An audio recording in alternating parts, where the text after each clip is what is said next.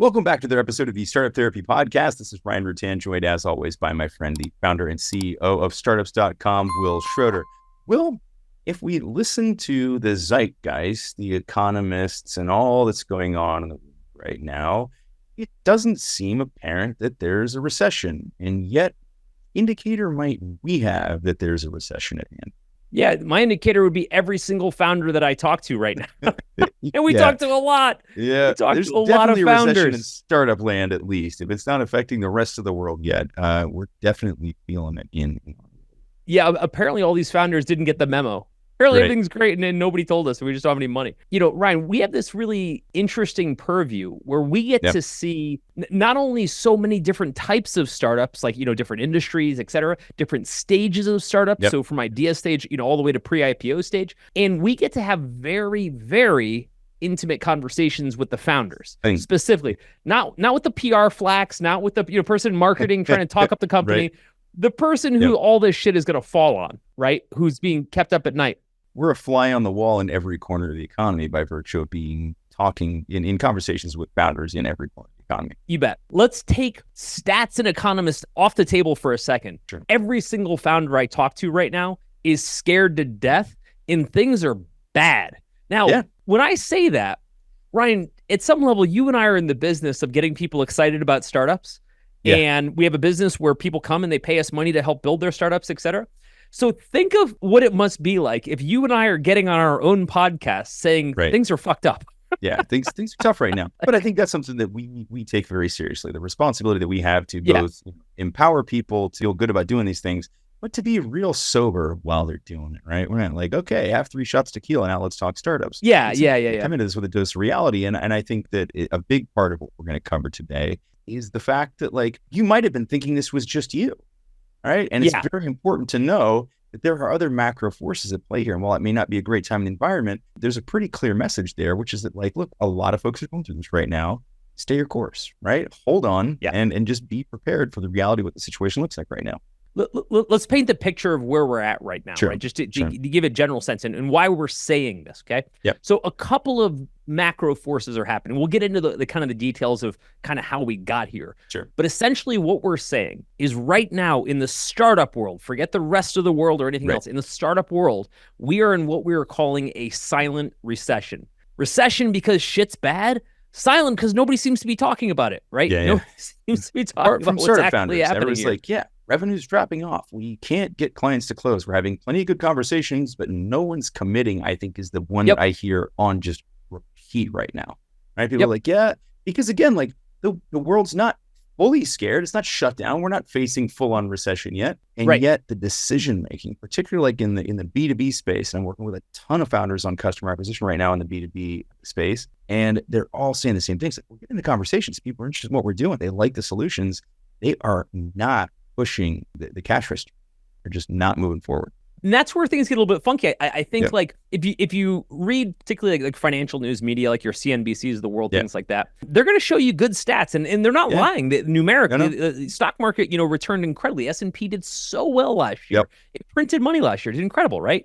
And so by that metric, you're like, okay, but things are okay, right? Or you look at inflation and you're like, oh, wait, inflation means that people are spending a lot. Like the demand is high, right? The U.S. consumers must have money because they're spending, right? Home prices are going through the roof. Like it must be because everybody's making a lot of money, right? Unemployment is pretty steady, all things being equal. So my challenge is you look at all of these typical stats that would normally make you say, oh, I guess things are okay. But then you talk to the people behind it, the actual founders, and you get a much different take on what's happening. And so again, today we'll unpack why it's happening, unpack what to do about it. But here, just like you were saying, Ryan, if folks right now are like, I don't know, man, things feel kind of fucked up in my business, it ain't just you. It's not just you. That's an important realization, right? Because there are things that we can fix in our business. And certainly there are things that we can do, but there are forces that we can't fight. We just have to outlast, if nothing else. You bet. And so, let's start off with, again, a little bit of how we got here, a little economic history lesson, because I think for most folks, again, we knew things were weird. Like COVID was supposed to shut the whole show down. And in the U.S. specifically, I can't speak to other countries because I didn't follow it closely, but in the U.S. specifically, we pulled off a magic trick. I mean, it is no less than an economic magic trick. We somehow went from an economy that was supposed to have imploded. We pumped up everything we could. We put billions of dollars into the economy through PPP and everything else like that. We made interest rates damn near zero. We did everything we could to keep the momentum, and it worked. Holy shit, did it work, right? Record IPOs. This is 2021. Record IPOs during a time when we were in lockdown. The irony of companies going public when the public couldn't go public, right? Stay inside your houses, but buy stocks. Right. But I mean, when we look back, I can't imagine, I'm by no means pretending to be an economist here, but I'm just saying, seeing it from the startup's perspective of how it worked. When we look back, that will be maybe one of the most genius moves economically at a macro level that anybody's pulled off in a long time. And it looks like, knock on wood, that we're getting close to, our desired soft landing where you pull a move like that and it doesn't rubber band back to you. Yeah, right? exactly. Inflation that was the big risk, right? That was the big fear, was that this thing whipsawed back on us. But all signs point to we're probably okay. Right. Let's map back to how this affected startups specifically, because we keep talking about it at the macro level. Let's talk about the micro level. Here's what happened to startups. And most of the folks listening were running a business around this time within the last few years. First thing that happened, we went from holy shit, it's all game over. I know that's how we felt, right? People are buying, people are spending. Wait, what the hell's happening? Am I the only one watching CNN? Yeah, exactly, right? All of a sudden, interest rates go to zero and capital flows, which was the goal, by the way, right? Like, I mean, it was 1999 all over again. We were having these massive, massive funding rounds at insane valuations. And then most importantly, and this we'll get back to this. We had to rewrite posts that have been on our site for a decade around like what constituted a pre-seed round from a funding amount and a seed round, Series A. I'm like, in a matter of 18 months. How much in your pre-seed? It was crazy. Nuts. And everybody and their brother at the time was opening up a venture fund because there was so much, LP money out there. I mean, it got nutty really fast. The first time ever startup founders were outnumbered by VCs. Let's kind of play this out though. Now, a whole bunch of things start happening when you create that momentum. And as we're describing this, remember that they also happen in reverse, which is how we got here, okay? Yeah. When the money starts flowing, it comes from, let's say, two places. High net worth individuals, angel investors, stock market's doing really well. All of a sudden, people have a bunch of money they didn't have 5 seconds ago, and they're feeling bullish about putting it somewhere, right? On the other side, you got LP money, investor money. Capital's cheap all of a sudden, right? Interest rates are super cheap. Money's super cheap. You can dump tons of money into high-risk investments, right? And then the third part of that is because you can dump all this money and pump all this stuff up, you have lots of IPOs. You have lots of exits. You have a lot of big activity. All the things that stimulate the overall startup environment. Right? Because it's not just about those outcomes. It's about everything that happens downstream, right? This is the very thing that get people excited about going out. Like, hey, you know what? We'll go start a startup. This looks pretty easy right now. Everybody, their brother is ringing the bell to NASDAQ. I want to get in on this too. Same thing for investors. Yeah, but the thing is, startups in general live and die by FOMO, the fear of missing out. So that's what started to happen. As soon as you see some idiot, like, dude, how did that guy go IPO? Right. Are you serious right now? Right? And then all of a sudden, that FOMO explodes like a virus, which is what we are all about. It's the very nature of being a startup is the fear of missing out. Everybody's a miner all of a sudden running looking for picks and shovels, right? Like, I got to go 100%. dig mine now. 100%, right? You've got entrepreneurs that are like, oh my God, like, I need to get on that. You got investors that are like, hey, I need to get on that. You got all the talent that's like, dude, I need to, get some of that Uber money. I remember having some friends, founder friends that were staunch bootstrappers who in those moments decided like, maybe I should and did go and raise capital. That's worked out okay. Some of them not so much, but that's a different story. But it speaks to the momentum at the time and kind of the hype and the excitement at the time of what was going on and how much fervor there was around the startup space and how much funding was flowing into it and how many outcomes were happening. Now, the challenge is you get a whole bunch of expectations that get set in that moment that we're all dealing with now. Again, this is where the history lesson here is particularly important. All of a sudden, the expectation is that capital will continue to be there, right? Well, we'll talk about this, but that got pulled, okay? Once you prime the pump, it just keeps pumping, right? Doesn't it just flow and flow and flow? The second is that we'll always grow. Right? Like the nature of a startup is growth. People just assume that you're just always going to grow up and to the right, which is awesome. It sounds great, but most folks haven't been around long enough to see that actually works, right? Doesn't quite work out Turns like out that. you can turn the hockey stick the other direction without a whole lot of effort.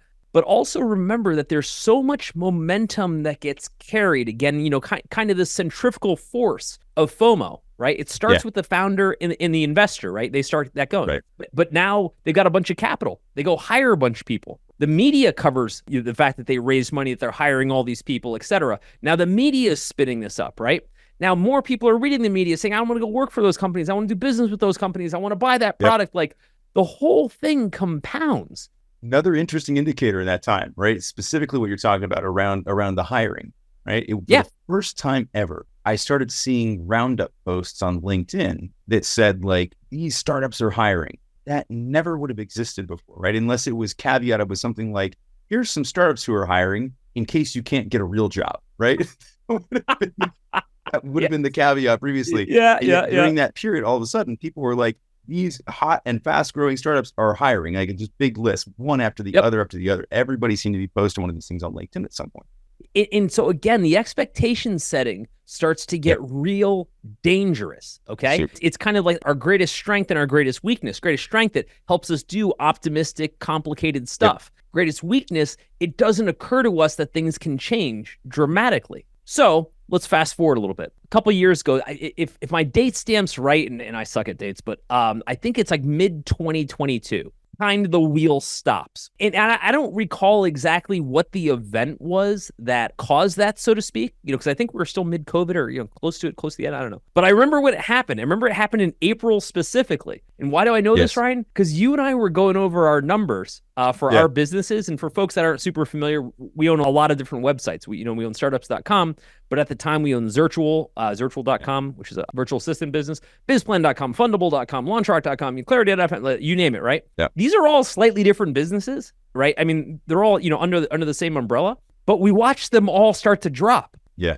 The entire portfolio at the same time, which is a good indication that it's something other than the internal management or mechanics of that specific business. Well, that's the funny thing. We manage all of it. Like we are the management, right? So we are the constant. Either we are, which is possible, but either we are fully incompetent across the board, which I can't take off the table, or something else is going on. But I do remember specifically in April of that year, something being off. Now here's where it gets really dumb. What happens is we assume, rightfully, it's us. We're doing something wrong. Remember going through all of our different budgets and everything and all of our different spend, all of our checkout paths, and we're like, what the hell is going on? Competitors spending on every platform I could find, right? Just like, what is it that we're doing wrong that everybody else is getting right and they're beating us? Fast forward to today and you kind of, look back retroactively on that period, Ryan. We didn't do anything differently. We did the same thing we were always doing. It just stopped working. Now, we have, like we mentioned at the top of the episode, a unique purview where when the storm is coming, we're not the only people hearing it. We hear it from lots of other people. And that storm started when I could start to hear my friends who were raising rounds saying, seems to be taking a little bit longer. When I listened to some of my investors saying, I think we're going to pause on this one for a second. Yeah. We're considering gold, like as in the metal?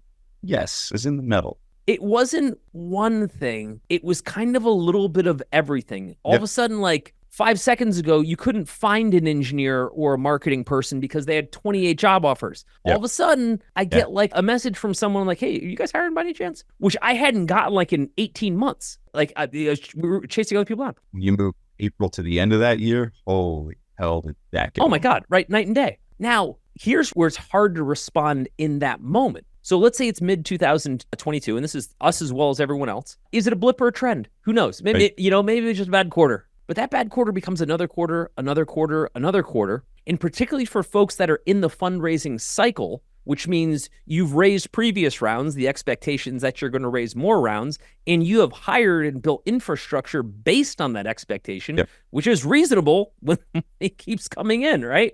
But you don't expect it to stop. If someone came to me for advice and said, hey, I'm through my Series B, so I've raised pre-seed, seed, Series A, Series B, and I'm going into my C. It feels like things are slowing down. What should I do?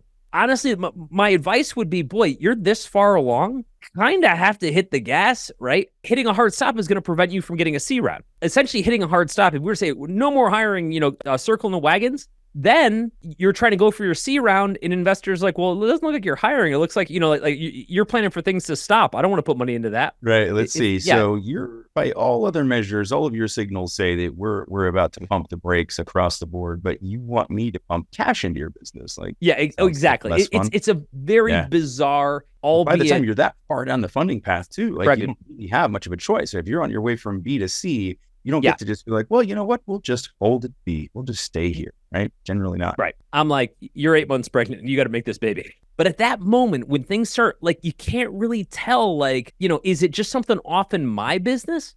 Now, here's the thing. Since we sit down with lots of other founders and have these really intimate conversations on a daily basis all throughout the day, what was interesting to me is I'm talking to some of my friends who are further along in different businesses, different industries, right? Totally different industries, but all having kind of the same problems. And they're like, yeah, I'm having a tough time raising around, or investors are pushing back, or boy, we kind of missed our quarter and stuff like that. And I'm like, it ain't just you. But at the time, Ryan, they can't tell. At the time, they're thinking, what do we do wrong? Because you don't have that macro view, right? So you assume it's just you. Which is dangerous. At that time, inflation starts going crazy. This is going back to the macro view. Again, we're mainly talking U.S. economy. Ryan, you're in Europe now. Maybe you can start to speak to what's happening in Europe. I don't mean to be so U.S.-centric. I just don't know any other markets. At that time, interest rates are going up. Yeah, you're like, okay, how important could that possibly be? VCs have raised so much money in these last few rounds. They've got to deploy it, et cetera. And then the weirdest thing happened. They just stopped writing checks. Investors just stopped writing checks. The thing they get paid to do, they stopped doing for a really long time. And having just raised tons and tons of money, right? So it's you could almost hear the coffers ready to burst at that point, right? There was just so much money waiting to be deployed. It just stopped. If I'm going to point towards something, VCs caused the startup recession. This isn't evil VCs, nothing like that. No. I don't necessarily blame them, right? I understand why they made those decisions. That was the kind of the gross signal to the market that was like, hey, we're going to stop the capital flowing into the startups at the top of their game, right? The ones that are closest to IPO, closest to exit, whatever. That has a knock-on effect all the way down the food chain. Down to just basic inspiration, right? If you're looking up and going you see the best companies in the world going yep, we're not able to close our Series C, right? You're going, now's not the time to cash out my 401k and dump the family savings and starting something. Exactly. Around that time, all of the big IPOs of the moment started to implode. All of them started to implode. I remember I'd put a bunch of money in a company called Wish. Do you remember Wish? Yeah, I do. Right? That was that fast retail. You buy a bunch of junk online, whatever. And they had an incredible IPO. I mean, I'm not knocking this company. I mean, I put money into them. So obviously I thought there was some story there. But my point is that thing went bananas, right? Had a massive IPO, right? I don't remember what the market cap was at IPO. I believe it was over $10 billion. I'm talking off the top of my head. I actually don't remember. It was massive, right? It was massive. Within 5 seconds, that thing was trading for pennies on the dollar. And that was not an isolated case. It started happening to one after the next, after the next. Yep. So if you're a VC and you're like, dude, the way I make my money is not how I invested. The way I make my money is when I take companies public, right? Or they get sold to companies that are typically public. And now every company that just went out is getting eviscerated. I'm let's pump the brakes and hold back. Something that's really funny about everything we talk about here is that none of it is new. Everything you're dealing with right now has been done 1,000 times before you, which means the answer already exists. You may just not know it, but that's okay. That's kind of what we're here to do. We talk about this stuff on the show, but we actually solve these problems all day long at groups.startups.com. So if any of this sounds familiar, stop guessing about what to do. Let us just give you the answers to the test and be done with it. I kept expecting to see all of the VCs change their titles on LinkedIn to penny stock investor just by virtue of what happened in the market, right? It was nuts. So here's what happens though, and this is when I say they caused it, I'm saying it's their fault because they did cause it, but I understand why they caused it, right? And if I were a VC, I would have done the same thing. So it's their fault, but I don't blame them. So once they pumped the brakes, and they say, oh, damn, the market's got overheated. We got to hold back. The last thing you want to do is spend 10 years investing into a company and then try to IPO it in the worst window possible. Like Instacart was holding back, Stripe held back, all these massive Lots IPOs. Of those conversations, people that we were fully expecting, we're fully ramped up and on their way to IPO, and then just hit pause or stop. So here's shit rolling downhill. We start off with no more IPOs. And picking up speed. Giant snowball. We start off with no more IPOs. The no more IPOs mean later stage funding like C, D, E rounds for startups that are first along start drying up. Now, what a lot of folks don't understand, particularly founders, is that when the later stage investments stop happening, it takes away the incentive for the early stage investments to happen. Sure. Goes back to the FOMO piece. The person putting in $200,000 into a startup isn't hoping that's the only money they're going to raise or that's the end of it, right? They're hoping they're going to raise 5 more rounds and then go public. It has to for them to get what they want out of it, right? Now, here's where the high net worth investors, the angel investors, got hit from both sides. Any investments they had made into current startups that were hopefully getting into the series A, B, C, and beyond rounds stopped, right? Yeah. So if all the startups you're tracking, maybe you're on the board of a couple, all of a sudden can't raise a round, you're like, shit, the liquidity that I was going to get from that 200 grand or whatever I put in is now at risk. Yep. At the same time, the very place you were extracting all this money that you were spending, the stock market, just implodes because all those, like wishes and all those things of the world all implode. So now all of a sudden you don't have any free capital. The high risk money you did invest goes away. And then the Fed basically says, hey, we're going to crank up interest rates. It's like, well, if I'm going to put my money anywhere, I must put it somewhere safe at this point. So you stop investing. So that's how this whole thing went downhill. And when the money dries up, it takes away the fear of missing out. And that's how we got here. Right. We took away the fear of missing out. And that is what has caused our silent recession. But there's no metric for fear of missing out. You see it in all the startups. Yep. But we don't have like a CPI index or something.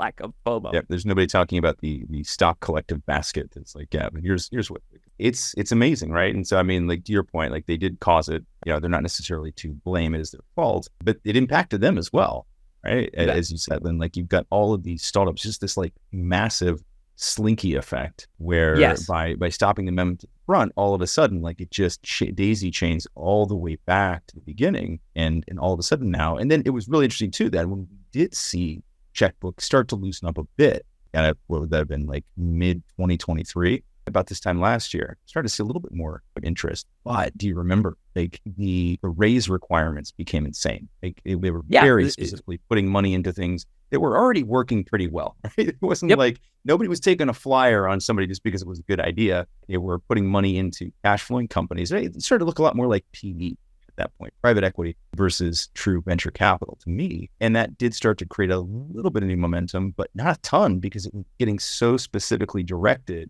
into high performing companies.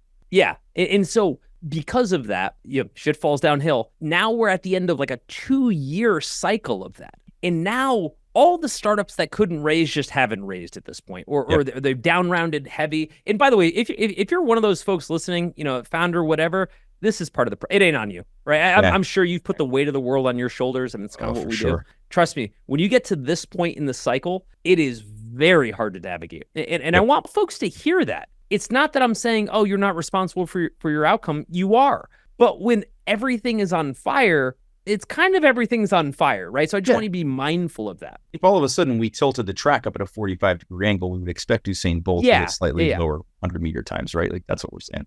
There's a lot of folks that have never been through this. One, maybe don't even realize it's happening. Right. Kind of why what's happening is happening, but also just from an age or stage standpoint, just haven't been through it. Haven't seen it yet. And look, man, like, as startup founders, like one of the things we're famous for is like getting really heads down and getting in our own bubble. And particularly like, look, if you're at like a series A or beyond, you're probably paying a lot more attention to the macro environment, right? You kind of have to. You have to know what else is going on, right? If you're pre-seed, seed, maybe series A, probably less so. And so you may not be spending as much time looking at the macro environment as you really necessitously concerned with your micro environment of the shit show of a startup that you're running. I think it's so easy to be running around, bumping into the trees and completely miss out on the forest and kind of what's going on at that big level. So totally understandable. The analogy you used was great. We went from running downhill as fast as possible to barely trudging uphill with 50 pounds on our back. Investors were carrying us on their backs. Like they were doing the running for us. They were like, just like save your energy. We got you. Yeah. So what ends up happening is we get on this other side of it where folks are like, oh my God, again, my business is doing poorly. What am I doing wrong, et cetera. Listen, if you knew what was actually happening around you, I would say, and Ryan, I'm curious your version, I would say 80% of the founders that I'm actively talking to and helping out with things are going through an absolute shitstorm. The other 20%, things aren't going great. They're just not going that bad. But it was the flip side 2 years ago. That's a thing. I think that's a big part of it was because of that. This is where like the FOMO piece and kind of the slinky effect and the delay in a lot of what happens in the startup world is so hard to navigate, because the folks who were just getting started right around the time that things turned the wrong direction had all of these examples of heroes right in front of them who were nailing customer acquisition, building big teams, getting the outcomes they wanted. And then you start at a time that just lagged behind that just a little bit. And all of a sudden you're like, we can't figure out paid acquisition. We can't make it work. Yep. By the way, did you know that Google raised prices 10% overnight one day in the middle of all this because of all the shit that's going on, because they also aren't making as much money as they used to? Are you aware that like meta advertisement has reduced in efficacy by like 40% nearly, within like a 1 quarter period? No, they're not, right? All they saw was, I saw the people just ahead of me achieve all this greatness, and without even knowing that the floor got tilted up at a 45-degree angle, I think I'm running the same race. And so I'm comparing myself to them, not only struggling against the reality of the situation, but I'm struggling against the unreality where I'm comparing myself to some version of this other business that no longer exists. And just like seeing how painful that is for founders to go through that without having any of the catharsis of knowing like it's a different situation, right? I can't expect to have the same outcomes that they should, and I shouldn't. The last time we had an economic peril, I mean, again, COVID was such an anomaly in the US and kind of how it ended up playing out for real. Now that being said, I don't want to overlook all the businesses that truly got impacted by COVID, whether it was something that had, supply chain issues, whether it was retail. I had a couple friends that owned hotels. That was not a good business to be in 2020. Not ignoring that. But I'm saying as an economy as a whole, we did way better than we should have. My point is, the last time that we had a true economic crisis was 2007, Lehman Brothers era, 2008 financial crisis, right? And even that was kind of limited to certain things. And then obviously prior to that was kind of 9/11 era in dot-com bust. Now, I bring that up to say this shit does happen. It's fairly cyclical. So let's talk about, if you're in this right now, like we are, like everyone is, what do you do about it? Ryan, you and I have the benefit of being very old. I don't even know how I can say that in a sentence, but we do. We've been through this a whole bunch of times, and we've been through it with startups. We've been through it in a lot of different capacities. At a high level, it's you go from grow at all costs to survive at all costs. Yeah. And you have to realize the world that you're in, because it ain't what it was. You have to, right? And I think you said it right. You got to survive at this point, right? You got to batten down the hatches and keep the ship dry. At some point, I think this is where it becomes really tough. I think the harder part of this sometimes, I think we can figure out how to not grow. I mean, I don't mean that literally. I mean, like in the sense that like we can turn off the growth engines. We can stop putting money at risk. We can do things that are a bit more safe, focus on revenue, all that stuff. I think one of the biggest challenges is how often do we stick our head out of the hole and check the situation again? And what are those leading indicators that we should be looking for that say, oh, times are getting a little better right now? I mean, clearly you and I would just be like, well, look to your P&L. That's probably your guide. But I think there's this constant sense that like there must be something else. There's some other tea leaves that I can be reading to know, when does this come to an end and when do I need to get back into growth?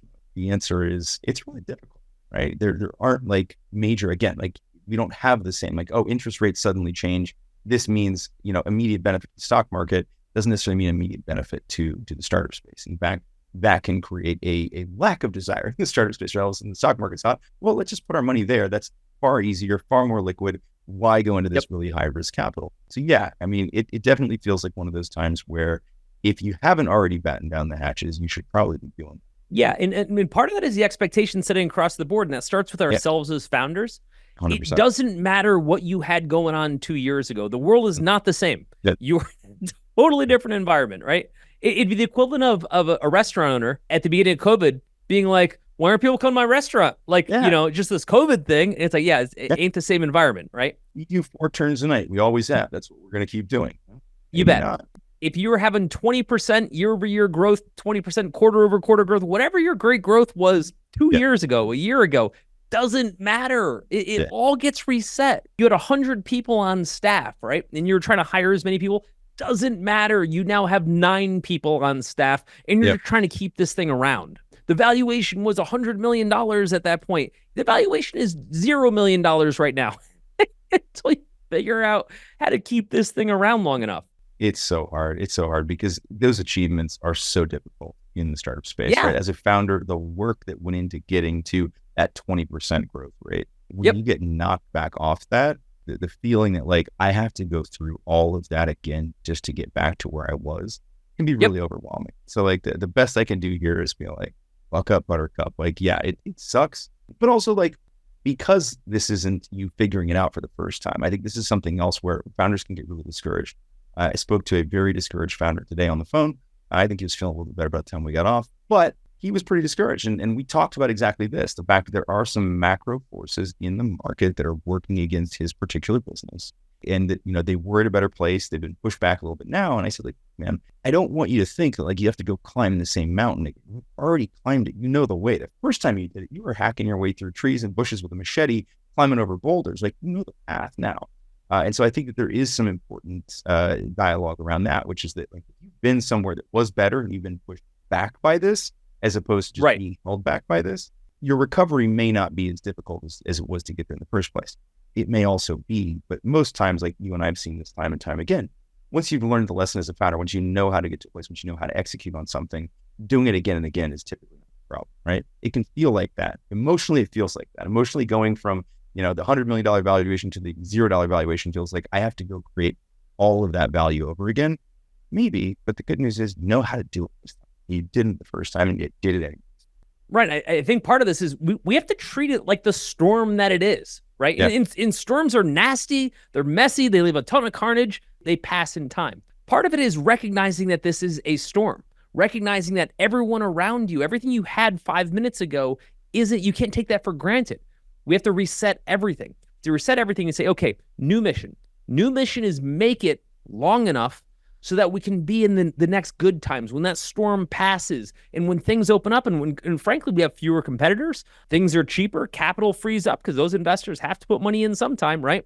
The public markets open up so people, have their wallets open again.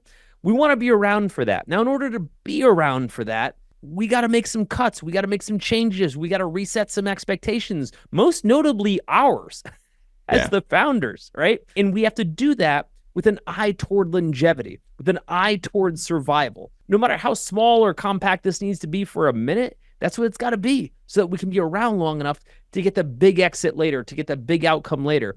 And I'll tell you guys, like, for folks that are listening, folks that haven't been through this before, there is always another side to this. Like there is light at the end of this tunnel. As hard as it is to see right now, been doing this for 30 years. Ryan, you've been almost as long across many companies. There's always another side to this. You just got to be around long enough and make the hard decisions to actually see it. Overthinking your startup because you're going it alone? You don't have to, and honestly, you shouldn't, because instead, you can learn directly from peers who've been in your shoes. Connect with bootstrapped founders and the advisors helping them win in the Startups.com community. Check out the Startups.com community at www.startups.com to see if it's for you. Could be just the thing you need. I hope to see you inside.